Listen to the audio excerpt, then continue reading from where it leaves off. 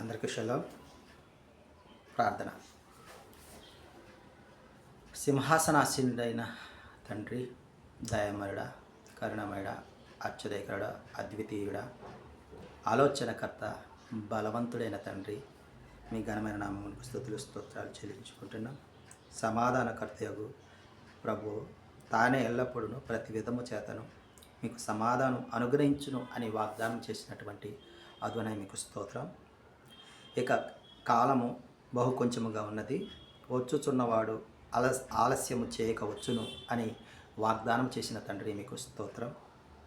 నేను నిన్న నేడు ఒకటే రీతిగా ఉన్నానని వాగ్దానం చేసిన అదునై మీకు స్తోత్రం. శ్రేష్టమైన ప్రతి ఈవియు, సంపూర్ణమైన ప్రతి వరమును పరసంబంధమైనదై జ్యోతిర్మయుడగు తండ్రి యొద్ద నుండి వచ్చును అని వాగ్దానం చేసిన తండ్రి మీకు స్తోత్రం. శోధన సహించువాడు ధన్యుడు, అతడు శోధనకు నిలిచిన వాడే. ప్రభు తన్ను తాను ప్రేమించు వారికి వాగ్దానం చేసిన జీవ కిరీటము పొందును అని వాగ్దానం చేసిన అదోనై మీకు స్తోత్రం. తండ్రి, అనేక వరములను అనేక వాగ్దానములను మాకు చూపుచు నీ యొక్క జ్ఞానమును, నీ యొక్క శక్తిని వెదికే వారికి నీ యొక్క ఐశ్వర్యములు పాలుపంపులు, నీ యొక్క నిత్యజీవ రాజ్యంలో పాలుపంపులు కలగజేయాలని నీ యొక్క జ్ఞానమును మాకు అభిలషిస్తున్న వారికి అందజేస్తున్న విధానం బట్టి, బలపరుస్తున్న విధానం బట్టి, సహాయం చేస్తున్న విధానం బట్టి మీకు వేలాది స్తోత్రాలు చెల్లించుకుంటూ ఈ మా మనవులను మా రక్షకుడు, విమోచకుడు యెషువా మెస్సియా నామమున అడిగి పొందుకుంటున్నాం తండ్రి. ఆమేన్.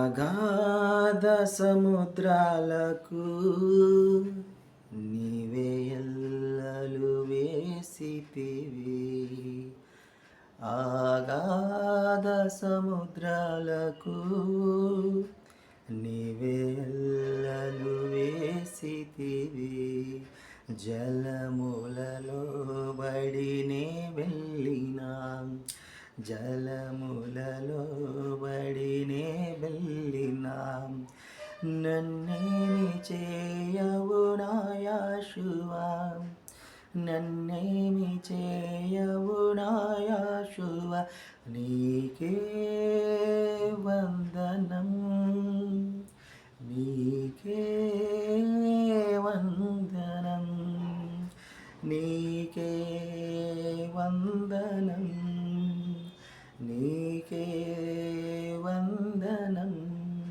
నజరేయుడా నా యేషువా. ఎన్ని యుగాలకైనా ఆరాధ్య యావేవు నీవేనని గళమెత్తి నీ కీర్తినే చాటేదా, నజరేయుడా నా యేషువా. 2వ దినవృత్తాంతాల గ్రంథము 20వ అధ్యాయము 10వ వచనం నుంచి మనం ధ్యానించుకుంటూ ఉన్నాం. ఇజ్రాయేలీయులు ఐగుప్తు నుండి వచ్చినప్పుడు నీవు అమ్మోనీయుల మీదకి, మోయాబీయుల మీదకి, షెయీరు మన్యవాసుల మీదకి యుద్ధమునకు నీవు పంపలేదు కాబట్టి వారు శేషించి ఉన్నారు అని యెహోషాపాతు ప్రార్థనలో జ్ఞాపకం చేస్తూ ఉన్నాడు.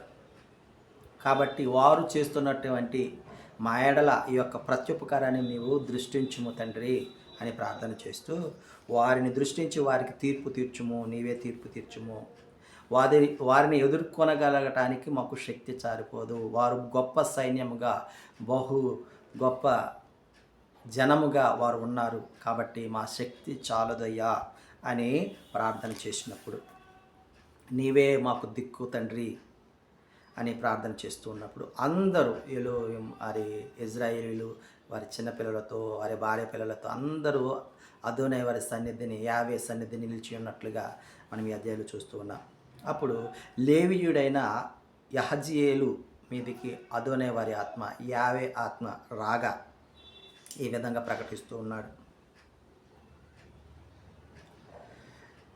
మీరు భయపడుకుడి, ఆ సైన్యానికి జడియకుడి, యుద్ధము మీరు కాల్ చేసేది అదోనై వారే చేస్తారు, యావే వారు చేస్తారు.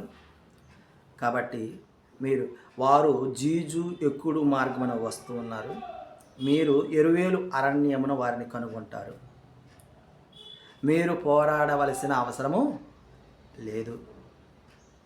ఎలోహిము యొక్క అదోనే వారి యొక్క దయ చేయు రక్షణను మీరు చూచెదరు అని ఆత్మ పూర్ణుడైన యహజీయేలు ప్రవచించడాన్ని మనం ఇక్కడ చూస్తూ ఉన్నాం.